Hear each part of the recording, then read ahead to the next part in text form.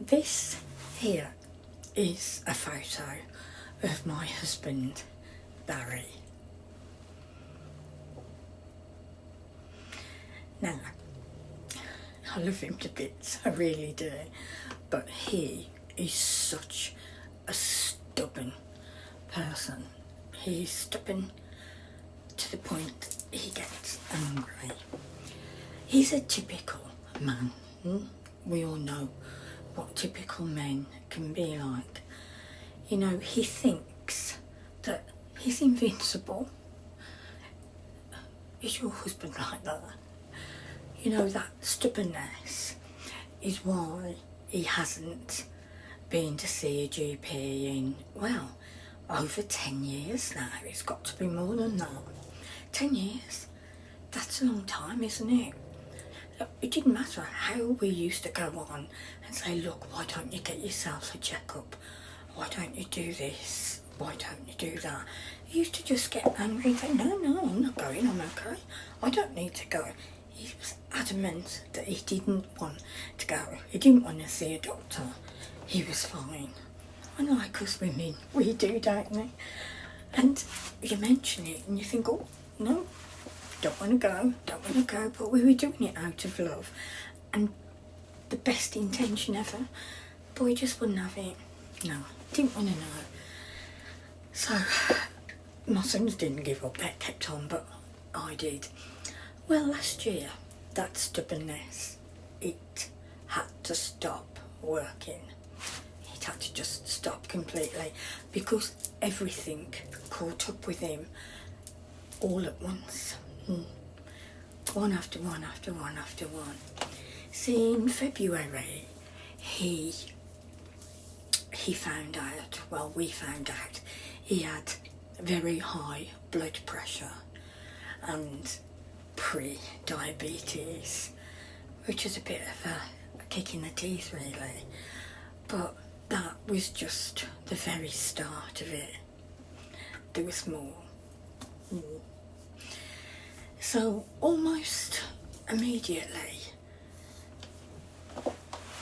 I'd say it was in March and April, we went to the hospital and things got scary.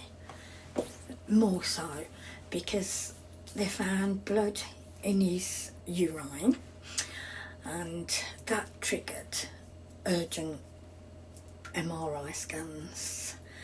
So he had that on his kidneys and they also tested for prostate cancer as well. So we were scared. It was really a very, very worrying time, and all Barry could think of was, oh, this is it, I've got cancer. And while all this was going on, visits to the hospital, tests, etc., the hospital also found out that he got some kind of lumps in his throat. Oh, so the waiting list, they were just agonising, and the days seemed to just drag. It took 4 months just to get an examination on the throat. To calm him down, I even said, look, why don't we have a break? Why don't we just go away? So we did go away for a week.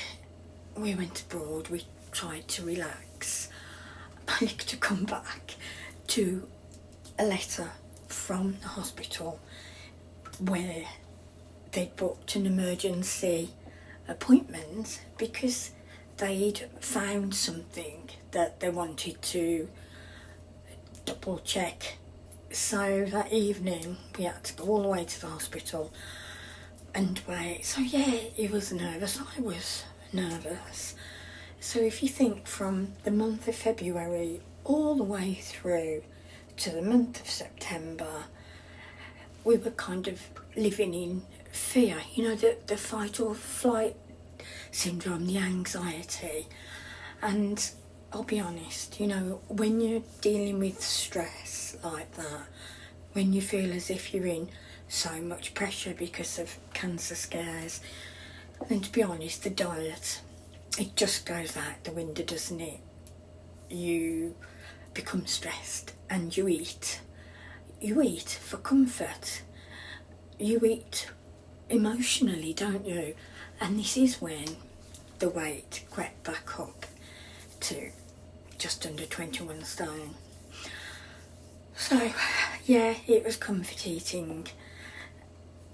Your mind's not feeling its best, and it does fill some sort of a void, or you think, oh, I've got to eat. But come September, it finally brought the miracle results. The new specialist that Barry saw, he was brilliant, he was so nice, and he gave us the all clear. Oh, what a sigh of relief. The lumps that were in the throat were benign. The kidneys are also fine. So that was great, it really was. So he's safe. But he still has high blood pressure and pre-diabetes. So we've got to do something to help now. We've got a deadline, and when I say we've got a deadline, he's got his 12 monthly blood test. This is coming up in February. So what I'm trying to do is to get him to eat healthier for the next few weeks, so we can get the numbers down before he sees the doctor again. Yeah. So in the last 2 weeks, he's done really, really well. He's lost 8 pounds in weight. Now that's a lot, isn't it? In 2 weeks. When you think of it, I haven't got any sugar to hand. I could have showed you what this 8 pound is. So he's back on the NHS Oviva app. He was given that to trial, and it was working. So today we're going to Aldi's to get some food. So on our way to Aldi to see what food that we can get today for this new healthy kickstart plan for the husband and maybe myself. There's B going to get the trolley. We'll be back later. Less than £1, but it's now 1.25. So let's get starting with blueberries. Guess they're good. So we'll add those to the basket. Some apples and some green beans. Okay, I'm in the okay, well here's the shop, excluding what we bought for the granddaughter. And I will take this out and show you more. Okay, so we've done shop. I did show you a little bit on the trolley, but when we get back indoors, I will show you the ingredients that is going to help Barry with his pre-diabetes. So, be back soon. So, I'm back home with the shopping for Barry, and this is the sort of food that he can eat on his pre-diabetic diet. As you can see there, I've taken advantage of any special offers, and also notice that the mayonnaise is full fat, real mayonnaise. Now on this diet you can have fats. It's recommended that you have butter as well. Okay, we have got apples on there, but they're for me.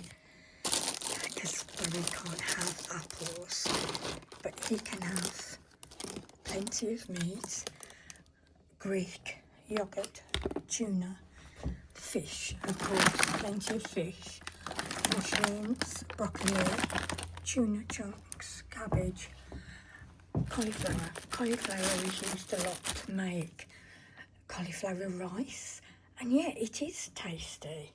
It's tasty.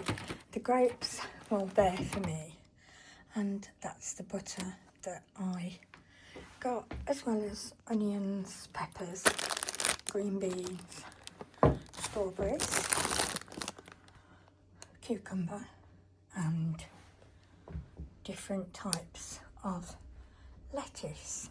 So that's his shopping for today, and I will come back later with some more chats. So that's day one of the reset.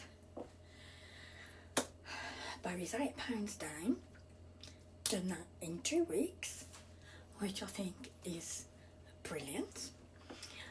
But the pressure, it's on. The pressure's on because going for blood tests, we've got to make sure that his weight comes down more before he goes to see the doctor in February for his 12-monthly test. So we want to walk into that room, and I know Barry wants to show them that the blood pressures come down a lot, and also that the diabetes reversing is in control. So why not follow us on this adventure? You know, he might be a stubborn man, like lots of men, but he's determined to pass this test. Yeah. So if you want to see, and you want to see if you can get the weight off and the food that we're buying that is going to help, then please hit the subscribe button and like and comment. Let us know if you've on a similar journey. And we have spent a fortune on books over the years. I've got too many. Complicated diet books, points. What else is that? Sins. Anything you can think of. It's just all too much. So no more. I have written a list now, so we're going to bin all these books, and what we're going to do is we're going back to basics. Yeah, you heard right, basics. Barry started at just under 21 stone. He was 20 stone 13. It's been 2 weeks, and during these 2 weeks he's lost 8 pounds. 8 pounds of sugar. I mean, that's half a stone, and it's just gone. And it's just gone by eating real food. So here we are for the fake kebab. Everyone thinks that you need expensive lean mince. You don't. No. Because for the kebab to stick together, you need the fat, because you're not using breadcrumbs. So yeah, that's what helps everything. And plus, it's cheaper. So it's a win-win all around, isn't it? But I just thought I'd tell you about this. Lemon water. This helps the kidneys. So a glass of this every morning helps stop stones from coming back. I remember my dad, he used to make this drink back in the 70s, but it's so good for you. So put that on your list for your morning drink. We would normally have pita bread with the kebab meat, but no, did you know that that's 35 grams of pure sugar? So that's no good. So what we're going to do is we're going to swap the bread and we're going to have a crunchy 60p lettuce. Yeah. So here we have the ingredients for this kebab. And the secret method is kneading the mince and squashing it into the bowl, because that's the secret. That's what turns this mincemeat from a burger into a kebab. So I will add an egg that we have to mix in there and squish it all in, because remember, we're not making a burger, so we've got to make this really, really squishy. So here I have garlic granules, I have some mixed herbs, and I have some salt and some chili. So we continue to mix. The salt is also a binding agent. So we just keep mixing and mixing, I'd say for a good 5 minutes. So I'll come back when I've... So there's the mincemeat squashed into the tin. What we have to do is we have to make sure that everywhere is pressed. We don't want any air spaces whatsoever. So it's compact. There we go. And then you put it into your oven on 180 degrees for 40 minutes.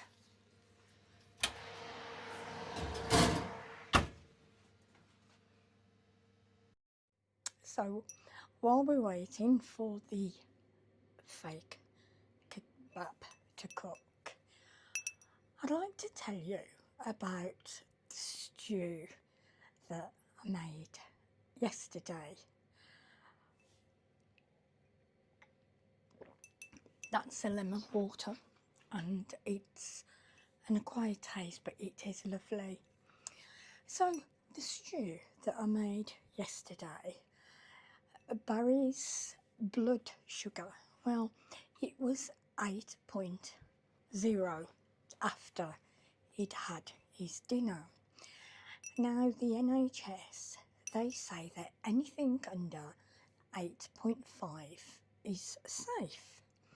So it was a pass. But why was it 8.0 when his fasting levels are usually 6.1? Well, it was actually the onions. Because we learnt this, that when you slow cook onions and red peppers, well, they release sugar. Yeah, I didn't know that before. So it's sneaky, isn't it? Very sneaky. But because his sponge, or should I say his body, it's getting drier now from the weight loss, you know, the 8 pound weight loss, then he could handle it. So it was all good. So 8 pounds weight loss means that his pancreas has room to work again. I just thought I'd mention that because I found that very interesting. Right, we've got to the part now where we take the fake kebab out of the oven.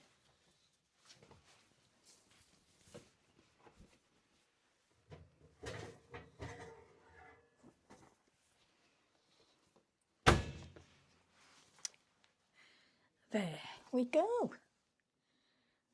I'm going to put this on a plate and then cut it nicely for you. Just put this over. So here is that kebab meat. What do you think? Barry? Yeah. Do you want to come and try this kebab meat and see what you think? Trust me, kebab meat. Yeah, it's kebab meat. Does it taste like kebab meat or does it taste like... Do you like it? Mm-hmm. Are you sure? Yeah, lovely. Okay. So what I'm going to do is... Put a bit of bread on that, be nice. No bread, no bread. What we're going to do is we're going to wrap it in some lettuce leaves. Lettuce leaves? Yeah, no. Well, try this, try this. Here we are. Try that. Tell me what you think. And I'll put the rest on a plate of salad that I prepared while it was in the oven. 1,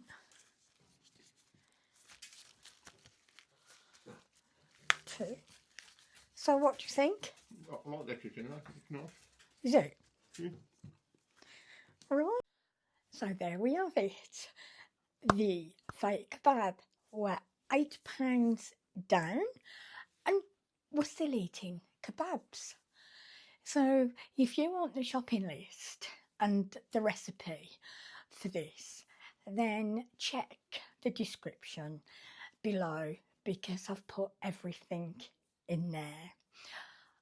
I'm aiming to get 1,000 subscribers so we can build a community of people here who are all looking for the same results. So please hit the like button and subscribe, and let's see how long it takes to get Barry down to 19 stone before. This is the app that Barry uses for his pre-diabetes. So every meal he has to take a photo and then it works everything out. So the image I showed you earlier of today's salad, this is what the app has generated. By the way, you should be able to get this app if you are pre-diabetic from your doctor. A lot of you are asking how to get the app that Barry is using. Well, the good news is you don't have to buy it.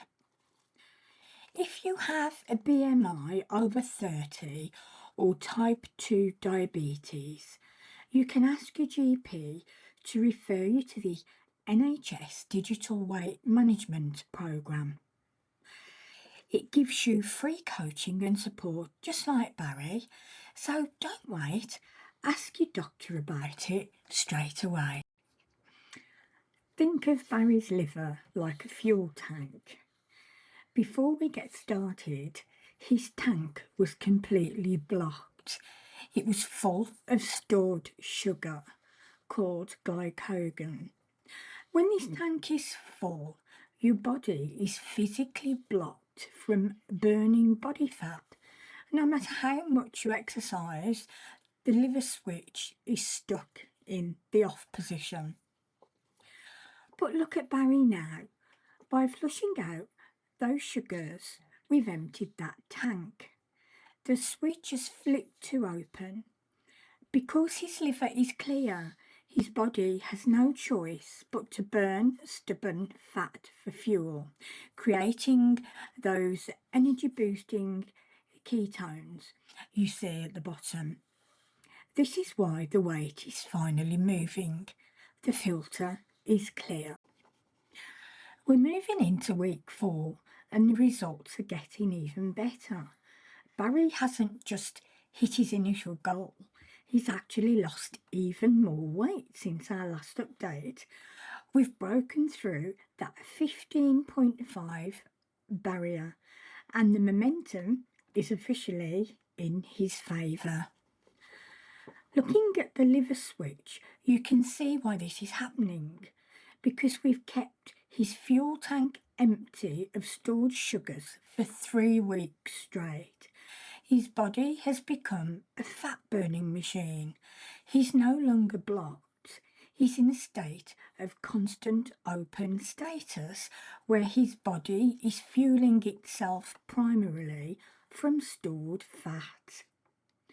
His hydration is climbing, his blood sugar is rock solid, and the scales are still dropping. We'll be doing a full deep dive into his new week 4 total and his latest body composition numbers in our next video, so please stay tuned for that reveal. Right, for this Friday's Fakeaway, we didn't go to any fancy health shop food. We got all this from Aldi.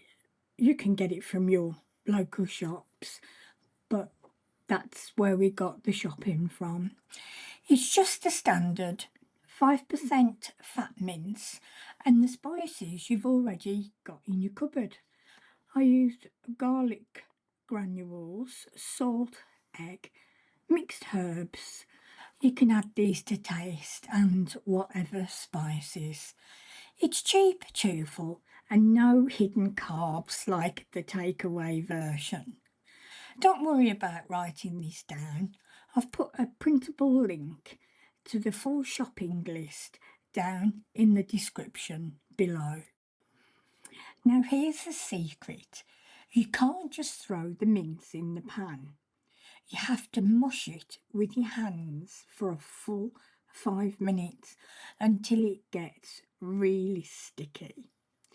This is what makes it slice into a real kebab meat instead of it just crumbling or looking like a burger. What you can do then is pack it well into a bread tin. Pack it in really well, pushing it down so there's no air at the sides. If you haven't got a bread tin, then you can wrap it tightly in foil like a cracker, and then it steams so it stays juicy. Then open it up to the end and get that crispy brown edge.